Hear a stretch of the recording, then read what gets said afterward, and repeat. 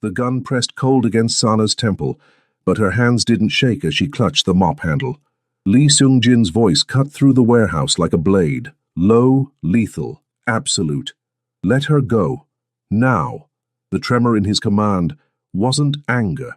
It was something far more dangerous. Fear. Sana's dark eyes found his across the concrete expanse, and in that split second, she understood what she'd been too stubborn to admit for weeks. This man, this terrifying, untouchable crime lord who'd walked into her life like a hurricane, wasn't just protecting an employee. He was protecting her. The rival gang members' laugh echoed off the walls. For a cleaning lady, the great Lee Seung-jin has gone soft over some... He never finished the sentence. What happened next would be seared into Sana's memory forever. Not the violence, but the raw desperation in Seung-jin's eyes when he reached her. The way his hands, steady enough to pull a trigger without hesitation, trembled as they cupped her face. "You're mine," he breathed, the words both claim and confession. "And I protect what's mine." But how had they gotten here? Sana Jenkins had learned 3 fundamental truths in her 28 years. Hard work didn't guarantee success, pride didn't pay bills, and the world rarely offered second chances to black women who'd already stumbled once. The 4th truth, that some nights the universe conspired to remind you exactly how far you could fall, revealed itself at 11:47 p.m. on a Tuesday in downtown Chicago. "Third floor's done," Sana muttered into her phone, tucking it between her shoulder and ear as she wrung out the industrial mop. The Hanover Building's marble lobby gleamed under fluorescent lights, reflecting a distorted version of herself. Dark brown skin, natural hair pulled into a functional bun, Navy maintenance uniform that had seen better days. "Copy that." Her supervisor's voice crackled through. "Security flagged the executive suite. Someone's working late. Skip that floor tonight." Sana's grip tightened on the mop handle. The executive suite meant an extra hour's pay she desperately needed. Her daughter Nia's school trip deposit was due Friday, and the electricity bill wasn't going to negotiate itself. "I can work around them." "Not tonight, Jenkins. Those aren't regular executives." The line went dead. Sana stood in the empty lobby, frustration simmering in her chest. She'd worked this building for 6 months, scrubbing floors that cost more per square foot than her entire apartment. She knew every corner, every stain, every shortcut. She also knew desperation made people do foolish things. The elevator ascended silently to the 23rd floor. Sana told herself she'd just do a quick sweep, in and out, unnoticed. The executive suite's double doors stood slightly ajar, warm light spilling into the darkened hallway. Voices drifted out, low, tense, speaking in rapid Korean. Sana's survival instinct screamed at her to leave. Her financial desperation urged her forward. She'd just slip in, clean the visible areas, slip out. She pushed her cart through the doorway as quietly as possible. The conversation stopped. 5 men occupied the vast conference room, but Sana's attention locked on one immediately. He sat at the head of an obsidian table, perfectly still in a way that suggested coiled violence rather than relaxation. Mid-30s, Korean with sharp features that might have been handsome if they weren't currently arranged in an expression of cold calculation. His dark eyes found hers with an intensity that made her breath catch. "I'm sorry," Sana said quickly, reverting to the apologetic tone she'd perfected for uncomfortable situations. "I didn't know anyone was still here. I'll come back. You're the night janitor." His English was flawless, accent barely perceptible, voice like smoke over gravel. It wasn't a question. "Yes, sir. I'll just stay." The single word carried absolute authority. Sana's hand froze on her cart handle. "I don't want to interrupt." "You're not interrupting." He leaned back in his chair, studying her with an unsettling focus. "You're providing excellent cover for a business meeting. No one suspects anything happening in a room with maintenance personnel present." One of the other men spoke in Korean, urgent, questioning. The man at the table responded without breaking eye contact with Sana, his tone brooking no argument. "What's your name?" he asked her. Every instinct told Sana this was wrong. These weren't normal executives. The tattoo barely visible above his collar, the way the other men deferred to him, the tension crackling through the room. This was danger wearing expensive suits. Sana. Her voice came out steadier than she felt. Sana Jenkins. Sana. He repeated it like he was testing how it felt. Beautiful name. West African.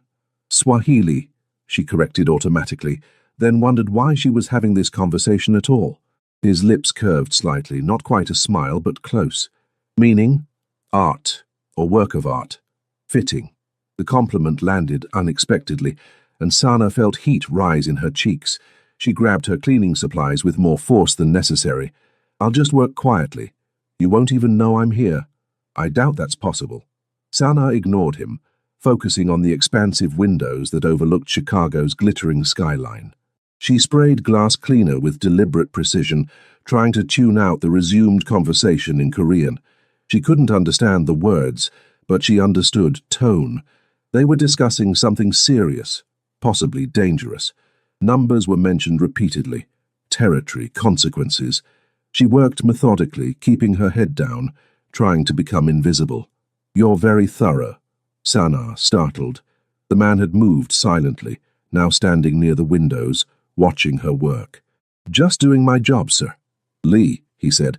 Lee Sung-jin. She nodded politely, not sure what response he expected. How long have you worked here, Sana? 6 months. And before that? The question felt too personal, but something in his gaze suggested he already knew the answer, or would find out regardless. I was an office manager. The company downsized. I had bills to pay. Family? That's personal. His eyebrow lifted slightly. Surprise or amusement? She couldn't tell. Most people don't speak to me that way. Most people aren't trying to clean around your business meeting at midnight, Sana countered, before she could stop herself. The silence stretched. Sana's heart hammered. She'd just snapped at someone who radiated danger like other people radiated cologne. Then Lee Sung-jin laughed. It was brief, rusty, like he didn't use the sound often, but it transformed his face completely, made him look younger, almost approachable. Fair point. He studied her for another moment. You're not afraid of me. Should I be? Most people are. I'm too tired to be afraid, Sana said honestly. I've worked 3 jobs before, survived worse than intimidating men in expensive suits. Something shifted in his expression, calculation giving way to genuine curiosity. 3 jobs? 2 now.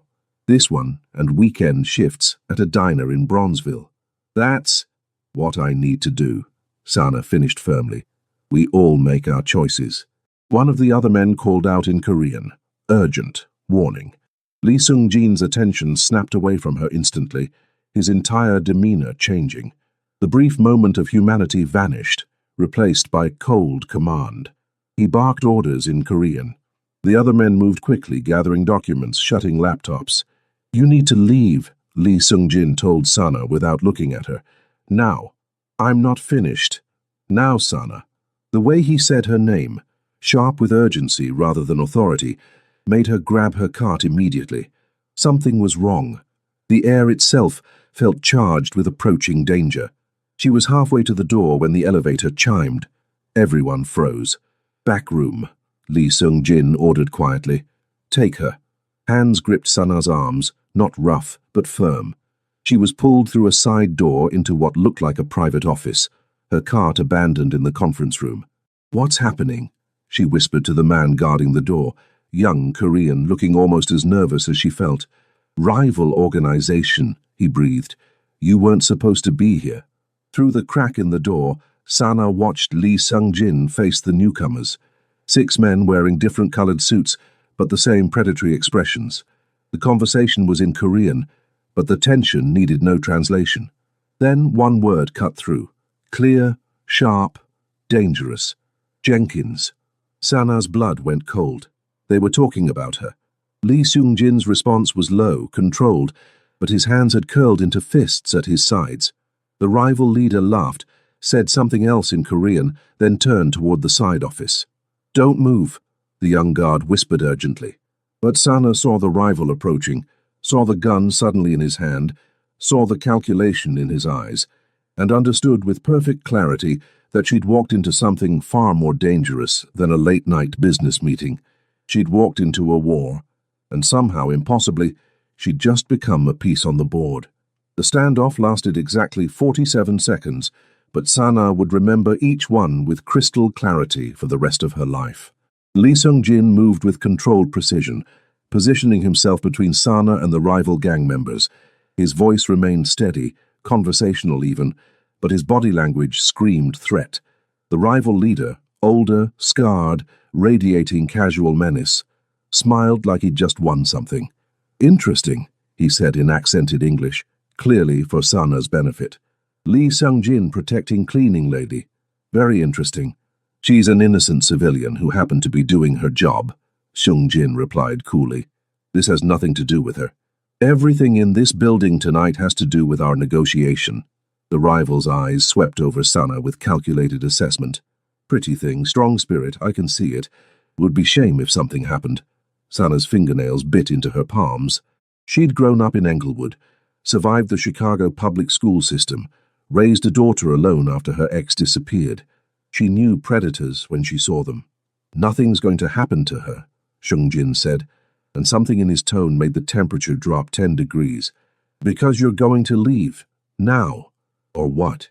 You start war over cleaning lady?" The silence stretched like a wire pulled taut. Then Seung-jin spoke in Korean, just 3 words, but they hit like grenades. The rival's smirk faltered. His men shifted uncomfortably. Whatever Seung-jin had said, it changed the calculus.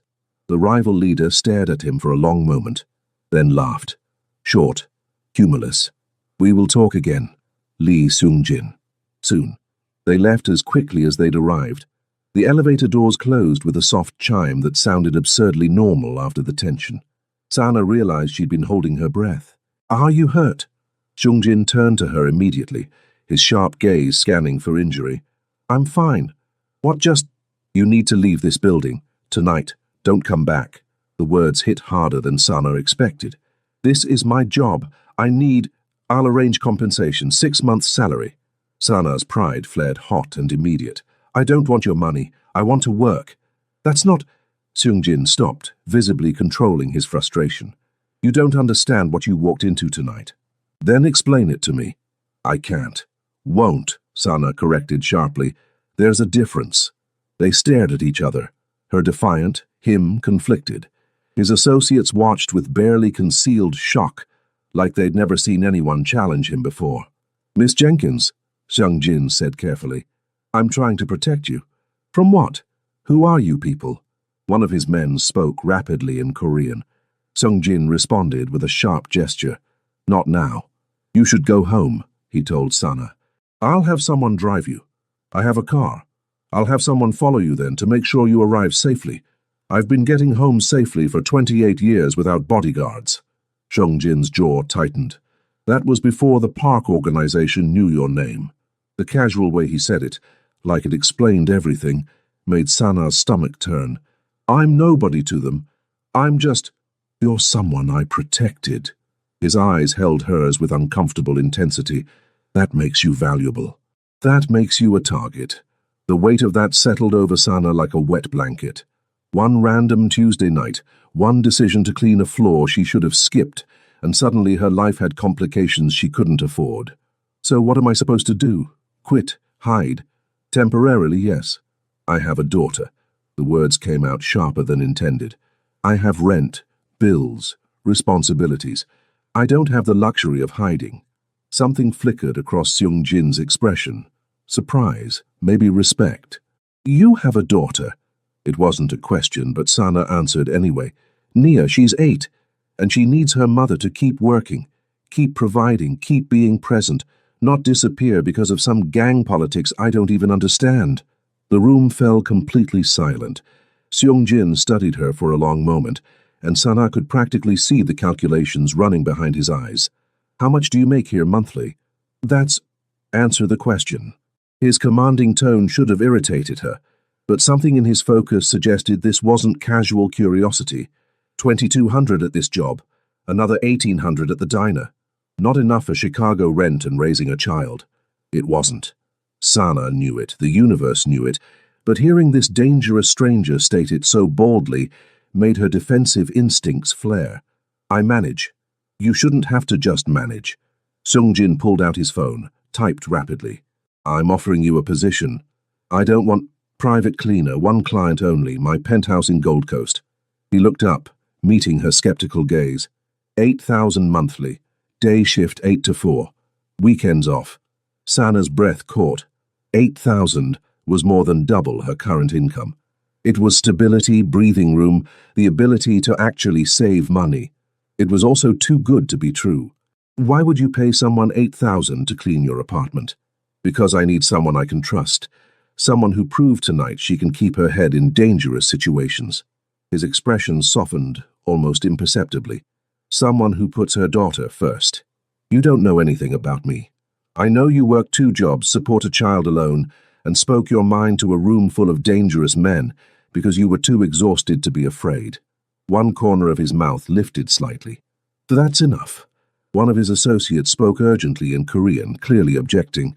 Sung-jin responded with quiet authority, his tone making it clear the discussion was over. Think about it, he told Sana, extending a business card. Heavy stock, minimalist design, just a name and number. You have 48 hours to decide. Sana took the card automatically, her mind spinning. This was insane. She'd just met this man, witnessed what was clearly criminal activity, been threatened by a rival gang. The smart choice was obvious. Refuse, keep her distance, maintain her simple if difficult life. But 8,000 monthly would change everything. Dance lessons for Nia instead of just dreaming about them. Catching up on the medical bills from last year's emergency room visit. Maybe even saving for a future that didn't require working until she collapsed. I need to think about it, she said finally. Of course. Sung-jin gestured to one of his men.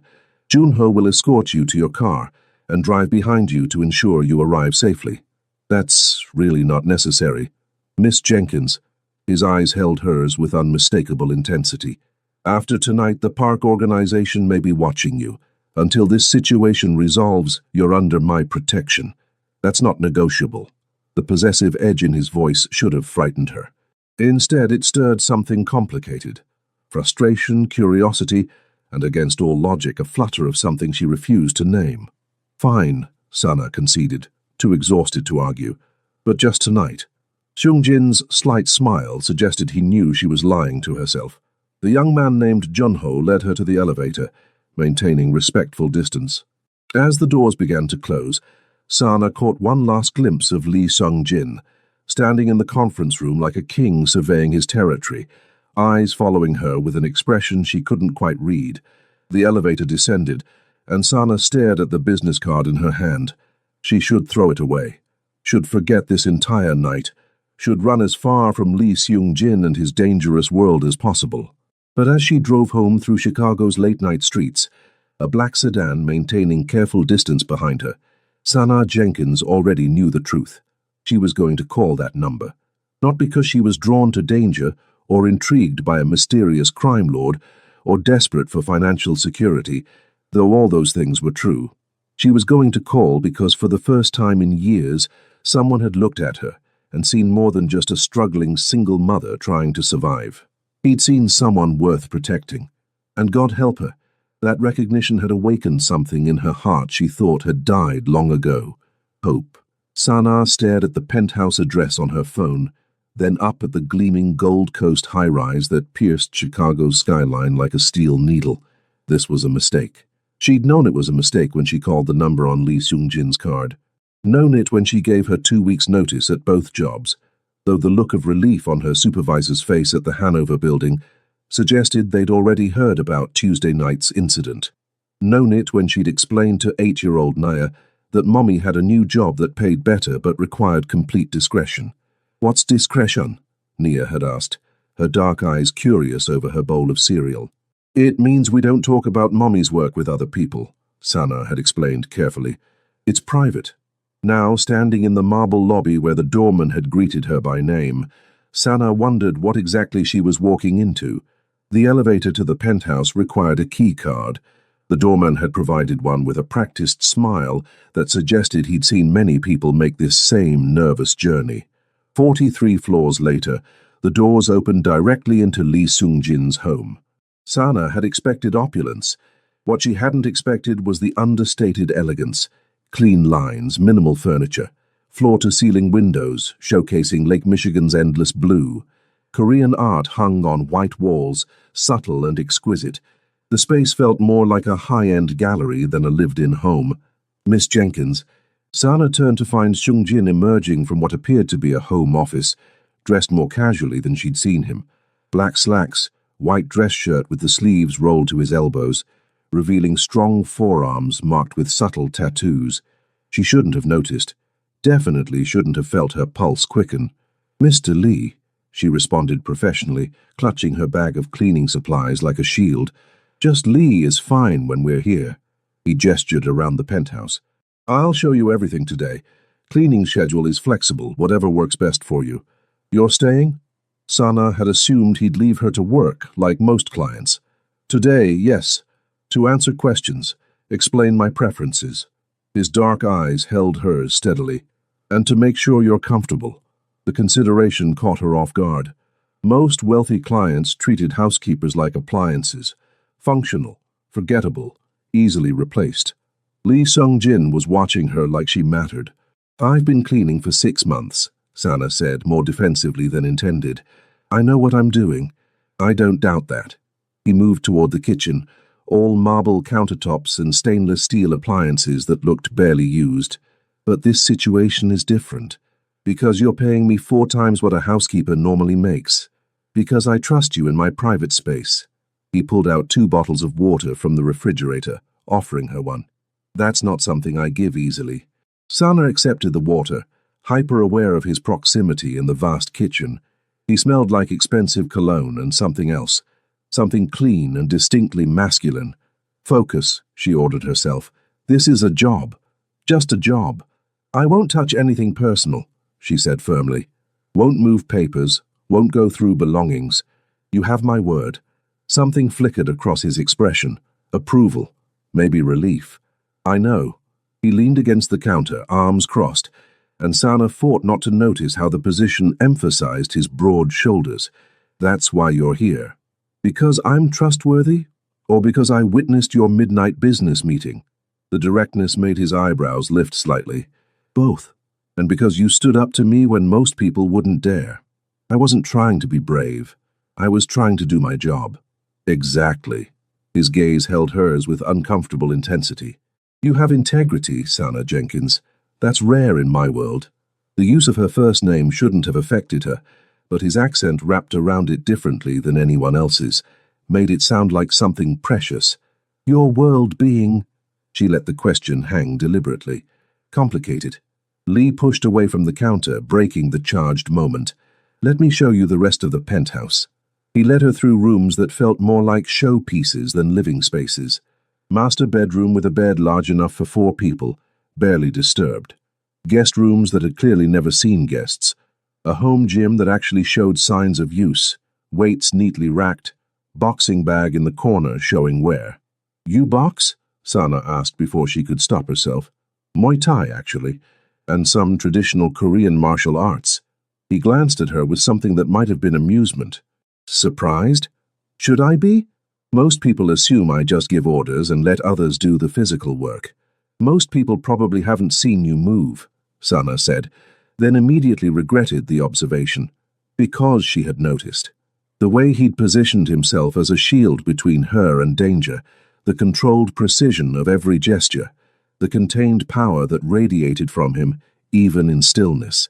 Lee's expression shifted, something darker, more intense entering his eyes. "You're very observant." "Survival skill," Sana replied, trying to sound casual. "You learn to read people when you're a single black mother working night jobs in Chicago." The raw honesty hung between them. Sana expected him to gloss over it, change the subject, do what most wealthy people did when confronted with life's harsh realities. Instead, Lee leaned against the doorframe and asked quietly, "Where's your daughter's father?" "Gone. 3 years now." Sana met his gaze steadily, refusing to show the old hurt. Left when he realized fatherhood required actual responsibility. His loss. The simple statement, delivered with complete sincerity, hit harder than elaborate sympathy. "Yeah," Sana agreed softly. "It was. They stood in silence for a moment, something unspoken shifting in the air between them. Lee's phone buzzed. He glanced at it, and his entire demeanor changed, warmth replaced by cold calculation. I need to take this. He moved toward his office, then paused. Make yourself at home. Take your time exploring. I'll be an hour, maybe 2.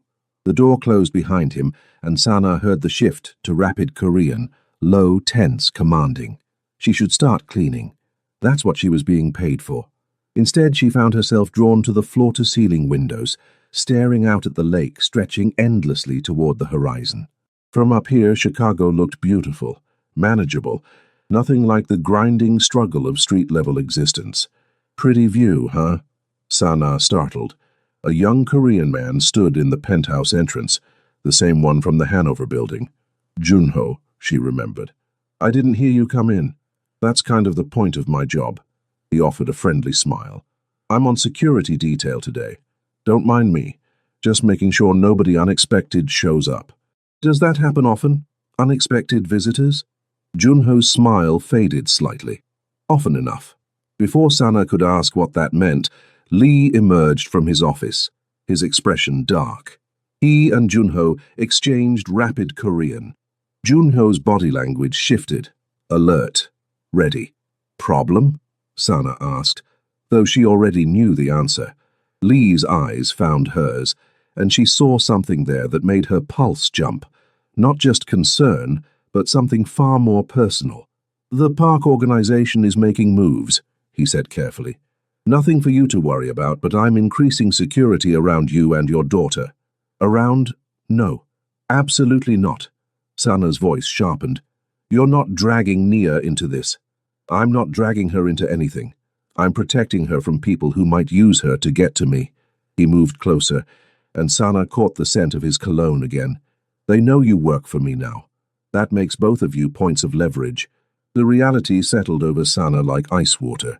She'd taken this job for financial security, but she'd actually put her daughter in more danger than before. I need to quit. No. The single word carried absolute authority. You can't just...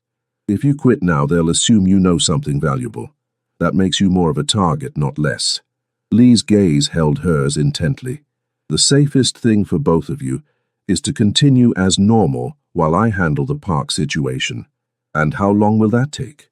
I don't know, he admitted, and the honesty felt significant. But I promise you, Sana, I will keep you and your daughter safe. Why? The question burst out before she could stop it. Why does this matter so much to you? I'm just a housekeeper you met 48 hours ago. Lee stepped closer, close enough that Sana could see the faint scar above his left eyebrow, the way his jaw tightened. Because from the moment you walked into that conference room without fear, refusing to be intimidated or dismissed or diminished, he stopped, visibly reining himself in.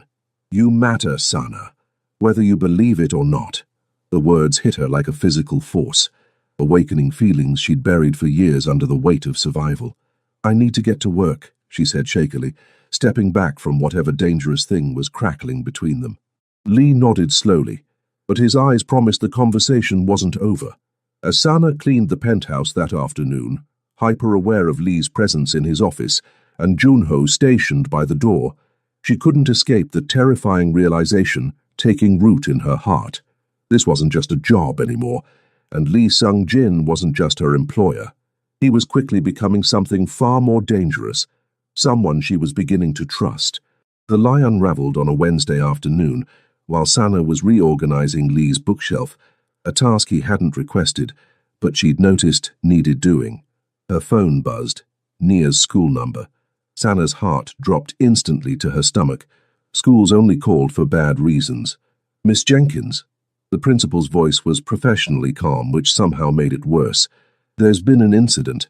Nia is fine, but there was a man outside the school asking questions about her during recess. The world tilted sideways. What kind of questions?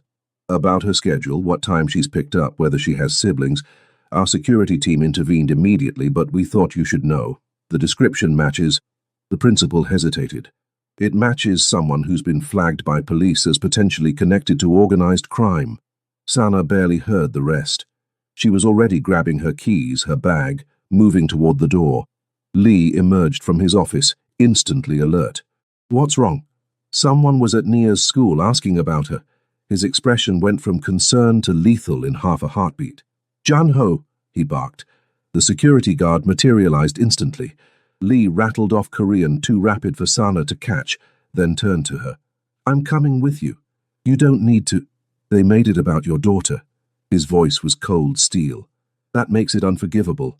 They rode to the school in tense silence, Jun-ho driving while Lee made call after call in Korean, each conversation shorter and sharper than the last. Sana sat rigid, hands clenched, imagining 1,000 different terrible scenarios. The school came into view, brick building, playground empty now, security personnel visible at every entrance. They'd locked down because of her, because of the choice she'd made to work for Lee Seung-jin. The principal met them at the entrance, clearly surprised by Lee's presence but too professional to comment. Miss Jenkins. Mr. Lee, he supplied smoothly. Family friend. The lie came so naturally it hurt.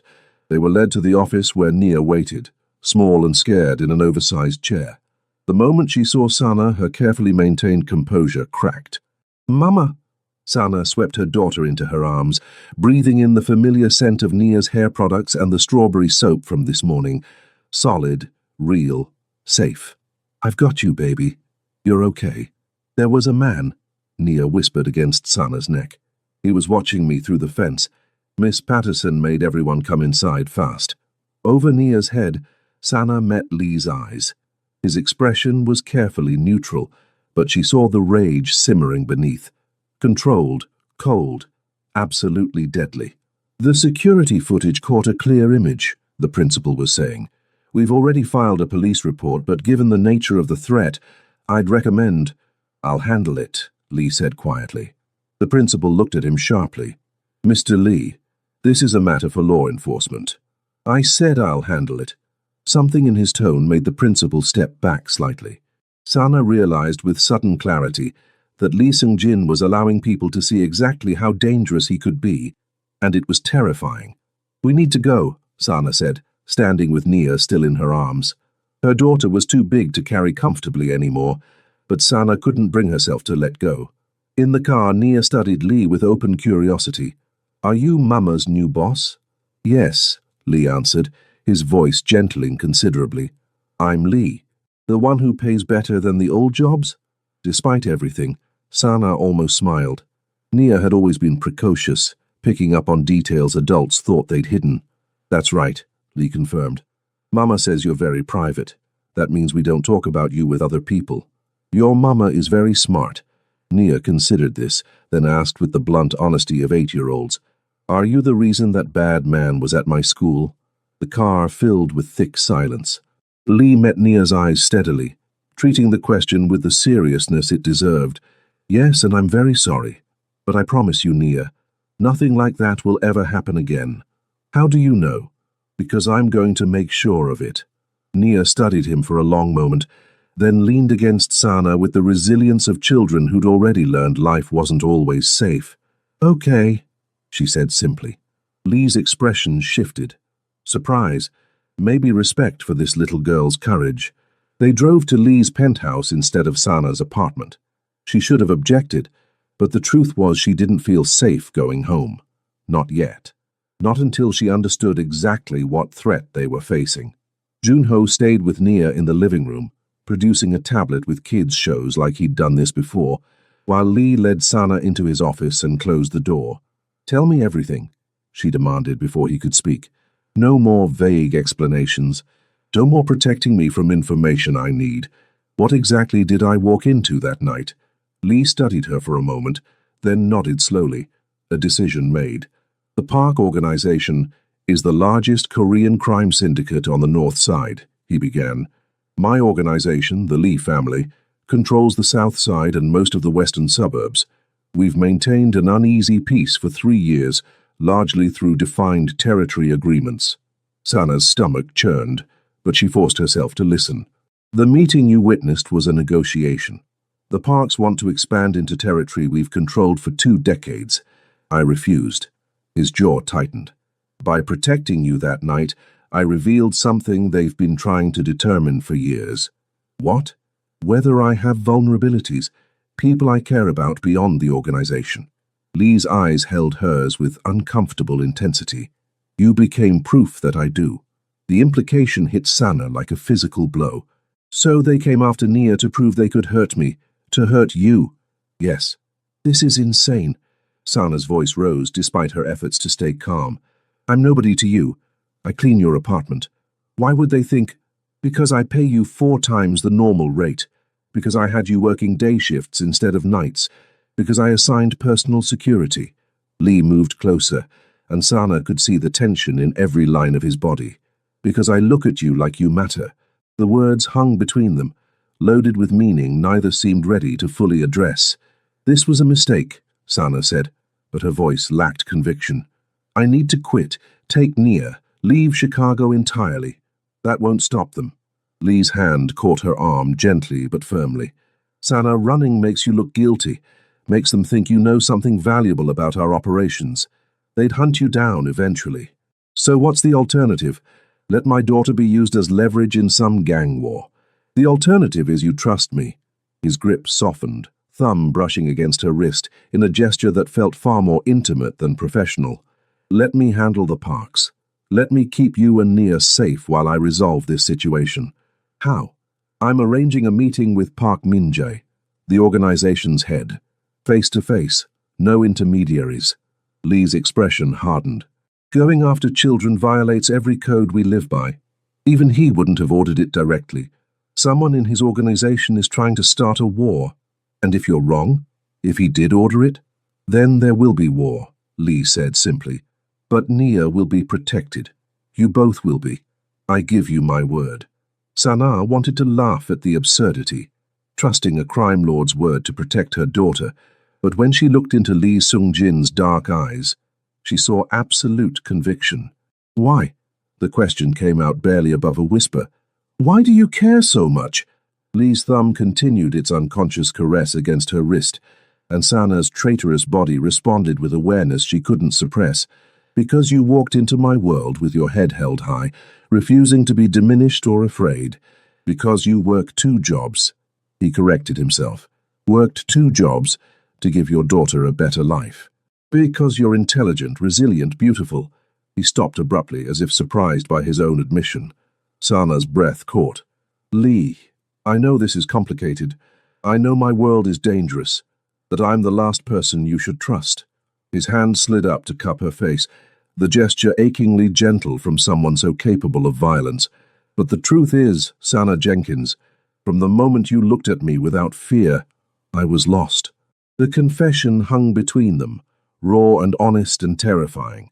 Sana should step back, should remember the impossibility of this situation, the danger, the complete insanity of developing feelings for a man whose business card probably had a body count attached. Instead, she leaned into his touch just slightly, just enough to feel the warmth of his palm against her cheek. This is a terrible idea, she whispered. The worst, Lee agreed. My daughter comes first. Always. I know. I respect that. If you can't guarantee her safety, I can, he interrupted firmly. And I will. Whatever it takes, Sana. Whatever it costs. The intensity in his voice made something crack open in Sana's chest, the part she'd carefully walled off after Naya's father left, the part that had stopped believing anyone would ever choose her, protect her, see her as worth the effort. Mama? Nia's voice from outside the office broke the spell. Lee stepped back smoothly, but his eyes promised the conversation wasn't over.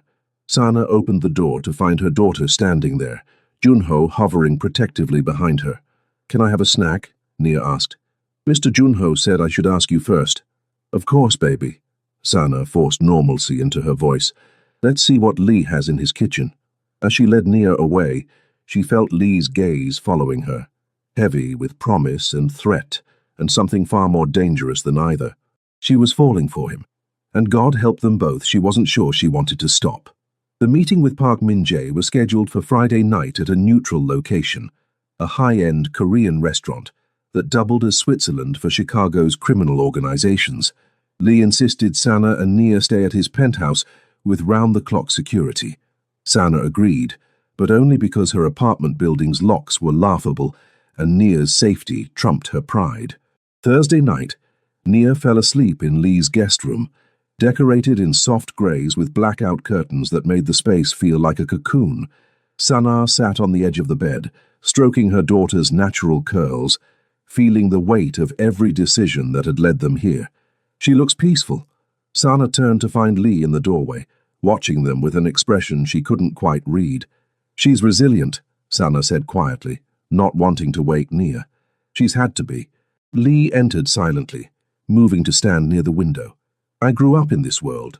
Violence, territory disputes, the constant calculation of threat and opportunity. His voice was low, contemplative. I thought I understood sacrifice, but watching you with her, seeing what you give up every single day to make sure she feels safe, loved, normal. He shook his head. That's a courage I've never possessed. It's not courage. It's just love. That's more powerful than courage. They stood in silence for a moment, the sleeping child between them serving as both connection and reminder of what was at stake. Tomorrow's meeting, Sana began carefully. What if it goes wrong? It won't. But if it does, then Junho has instructions to take you and Naya directly to a safe house in Wisconsin. New identities are already prepared. Money, documentation, everything you'd need to start over. The careful planning should have reassured her. Instead, it emphasized exactly how dangerous Lee's world truly was. Come with me, he said, extending his hand. Let's talk somewhere she won't hear, if she wakes up. Sana followed him to the penthouse's expansive balcony. Chicago sprawled below them, a constellation of light stretching toward the lake. The May air was mild, carrying hints of the summer to come. Lee leaned against the railing, and Sana noticed the tension in his shoulders, the careful control in every line of his body. You're afraid, she said softly. Not a question. Terrified, he admitted, the honesty clearly costing him. I've faced down rivals, survived assassination attempts, built an empire from the ruins my father left. None of that scared me. His eyes found hers. But the thought of failing you, of something happening to Nia because of me, that terrifies me. Sana moved closer, drawn by the vulnerability he was showing. Why do you do it? Stay in this life? Loyalty. Obligation. My father built this organization. I can't just walk away. His jaw tightened. The people who depend on me, the families we protect in our territory, the balance we maintain that keeps smaller gangs from tearing neighborhoods apart. It matters, but you hate it. Lee's surprise was visible. How did you... I see how you look at the boxing bag in your gym, like you're fighting something. I see how you relax when you're here, away from the business. How you change when you have to make those calls in Korean. Sana's hand found his on the railing, not quite holding, just touching. You're good at it, but it's killing you slowly. The raw accuracy of her observation made Lee's breath catch. I thought I'd made peace with it, he said quietly. Accepted this is who I am, what I was born to be.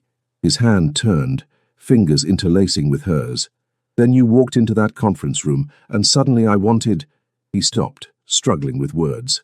I wanted something different, something more. Lee, I know it's impossible. I know my world is too dangerous, too complicated. I know you deserve better than someone who solves problems with violence and intimidation. His thumb traced circles against her palm. But I can't stop wanting you, Sana. Can't stop imagining a different life where I'm not who I am, and you're not running from the danger I bring. Sana's heart hammered against her ribs. Every rational thought screamed at her to step back, maintain boundaries, remember the impossibility of this situation. But her heart, her foolish, hopeful heart, that had been dormant for years, was screaming something entirely different. What if it's not impossible? She heard herself whisper. Lee's eyes widened. What? What if, after you handle this situation, after things settle, what if we tried? The words came faster now, powered by hope she'd thought long dead. You said loyalty keeps you in this life, but what if you found something worth being loyal to outside of it? Sana, I can't just leave. I'm not asking you to abandon everything overnight, but maybe you could start stepping back, training someone to take over. Finding a way out that doesn't betray the people depending on you. She moved closer, close enough to feel his warmth. Maybe you could build something different, something better. With you? The question held so much hope it hurt. I'm a single mother who cleans houses for a living, Sana said bluntly. I have trust issues, money problems, and a daughter who needs stability. I'm probably the worst choice you could make. You're the only choice I want to make. The words hit her like a physical force. Before Sana could overthink it, she reached up and pulled Lee down into a kiss. He responded immediately, his hands coming up to frame her face with aching gentleness. The kiss was everything. Desperate and tender. Promise and confession. All the words they hadn't said made physical. When they finally broke apart, both breathing hard, Lee pressed his forehead to hers. I don't deserve you, he murmured. Probably not, Sana agreed with a shaky laugh. But I don't deserve someone who looks at my daughter like she matters, who protects us like we're precious, who wants to be better than he was born to be. Her hands slid up his chest, feeling his heartbeat. So maybe we're both getting something we don't deserve. Lee's laugh was rough, rusty, but genuine. Tomorrow after the meeting, if I survive. When you survive, Sana corrected firmly. When I survive, he amended.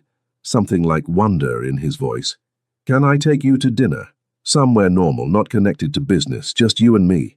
What about Nia? Junho loves kids. He'll watch her. The casual way he'd already considered her daughter's needs made Sana's chest tighten. Okay, she whispered. It's a date. They stood there on the balcony, wrapped in each other's arms, Chicago glittering below them like a promise. Sana knew tomorrow could change everything. The meeting could go wrong. Violence could erupt. The careful balance Lee described could shatter, but for tonight she let herself believe in impossible things. Let herself believe that a cleaning lady from Englewood and a Korean crime lord could somehow build something real. Let herself believe in second chances. Friday passed in excruciating slowness. Lee left at 7, dressed in a perfect black suit, looking every inch the powerful leader he was. He'd cupped Sana's face before leaving, kissed her forehead with aching tenderness, then crouched down to Nia's level. Take care of your mom tonight, okay? Okay, Nia had agreed solemnly. You take care of you. Lee's smile had been brief, but genuine. Deal. Now it was 9:30, and Sana paced the penthouse while Nia slept. Junho sat in the corner, phone in hand, face carefully neutral. He's fine, Junho said finally, clearly tired of watching her wear a path in the expensive flooring. If something had gone wrong, we would have heard by now. Sana wanted to believe that. The penthouse door opened. Sana's heart stopped as Lee entered, shirt partially unbuttoned, hair slightly disheveled, but whole, alive, unharmed. Their eyes met across the space. It's done, he said simply. Park Min-jae confirmed he never authorized the school approach.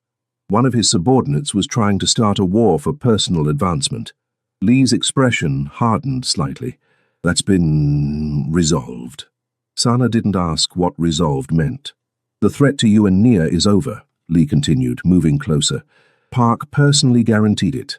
If anything happens to either of you, it's grounds for immediate war, and he doesn't want that. Relief hit Sana so hard, her knees nearly buckled. It's really over? It's really over. She crossed the distance between them and kissed him, hard, grateful, overwhelmed. Lee caught her, held her close, and for the first time in what felt like forever, Sana felt safe.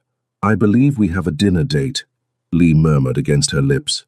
Tomorrow, Sana corrected. Tonight, just hold me. So he did, right there in his living room, while Chicago glittered beyond the windows and Junho quietly excused himself to check on Nia. And for the first time since walking into that conference room 2 weeks ago, Sana Jenkins allowed herself to fully feel what had been building between them, not just attraction or gratitude or circumstantial connection, but something far more powerful, something that felt impossibly, dangerously, wonderfully like love. Years had passed since that first terrifying night, and Sana still marveled at how profoundly life could transform. The penthouse had become home, not just Lee's, but theirs. Nia's artwork covered one previously pristine wall, her laughter echoing through rooms that had been silent for too long. She was 14 now, confident and brilliant, fluent in both English and Korean, navigating two cultures with the ease of someone who'd never known she needed to choose. Lee had stepped back from the organization gradually, carefully, training his younger brother to take over while maintaining just enough presence to ensure stability. These days, he ran legitimate businesses, restaurants, import companies, real estate, built on the foundations his father had laid but stripped of the violence and threat. He was different now, softer. The hard edges hadn't disappeared entirely. Sana suspected they never would, but he smiled more, laughed easier, wore his happiness like armor instead of his intimidation. "Mom, Lee, dinner's ready," Nia's voice called from the kitchen, where she'd been attempting to make bulgogi under Lee's careful instruction. The domesticity of it still sometimes caught Sana off guard. This powerful man patiently teaching her daughter to cook, speaking Korean interspersed with English, treating Nia like his own, because she was. In every way that mattered, Lee Seung-jin had become Nia's father. Sana joined them in the kitchen, wrapping her arms around Lee from behind as he corrected Nia's knife technique with gentle precision. "Perfect," he was saying. "Now the marinade." He caught Sana's reflection in the window and turned, pulling her close, kissing her temple with casual affection that still made her heart flutter. "I love you," Sana whispered against his chest. "I love you too." His arms tightened around her. "Both of you. Always." Nia rolled her eyes with the practiced exasperation of teenagers everywhere, but her smile betrayed her. This was family. Chosen, built from impossible circumstances, forged through danger and trust and love that refused to be denied. "You're mine," Lee murmured, echoing words he'd spoken years ago in a warehouse, except now they held different meaning. Not possession, but promise, forever.